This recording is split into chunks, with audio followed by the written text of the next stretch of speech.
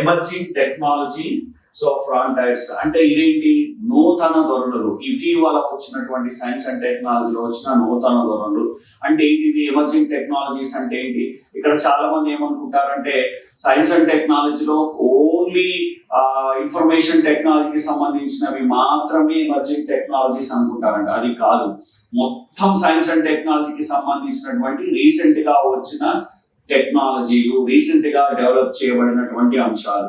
ఇప్పుడు ఉదాహరణకు చూడండి, నేషనల్ ఎమర్జింగ్ టెక్నాలజీ అంటే blockchain technology, IoT internet of things, తర్వాత artificial intelligence, so DeepSeek technologies, ఇలాంటివి సంబంధించినటువంటి ఇది ఇన్ఫర్మేషన్ టెక్నాలజీకి సంబంధించిన.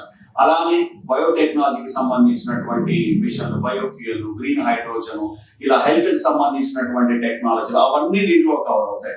ఇక్కడ అభ్యర్థులు చాలా సార్లు ఏం పొరపాటు చేశారంటే లాస్ట్ టైం ఎమర్జింగ్ టెక్నాలజీ ఫ్రంటైర్స్ అంటే ఏమి sir only block chain technology, తర్వాత ఐఓటి, తర్వాత సైబర్ క్రైమ్ రిలేటెడ్ ఈ టెక్నాలజీలు మాత్రమే అనుకున్నారు. అది కాదండి.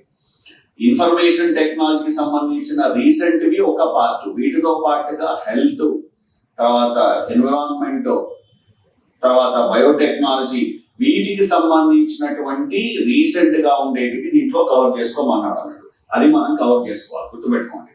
అంటే సైన్స్ అండ్ టెక్నాలజీ, ఎన్విరాన్మెంట్ అన్నిటికీ ఒక్క ఇన్ఫర్మేషన్ టెక్నాలజీ కాదు, స్పేస్ లో వచ్చినవి, డిఫెన్స్ లో వచ్చినవి, న్యూక్లియర్ లో వచ్చినవి, హెల్త్ లో వచ్చినవి, రీసెంట్ గా డెవలప్ చేసినటువంటివి, ఒక రకమైన విప్లవం సృష్టిస్తున్నటువంటి ఏదైనా సరే ఒక టెక్నాలజీకి సంబంధించిన దాని అన్నిటి ఎక్కువగా మనకు అప్లికేబుల్ అయి అది వెళ్తున్నటువంటి దాన్ని మనం రీసెంట్ ఎమర్జింగ్ టెక్నాలజీస్ అంటాం.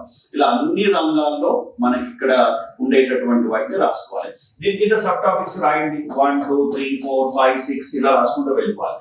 దీంట్లో కూడా అంత నేషనల్ స్ట్రాటజీస్ మిషన్స్ లో మళ్ళీ దీంట్లో 1, 2, 3, 4, 5 ఇట్లా ఉంటాయి మిషన్స్. ఇలా టాపిక్స్ సబ్ టాపిక్స్ లో రాసుకుంటూ వెళ్ళండి.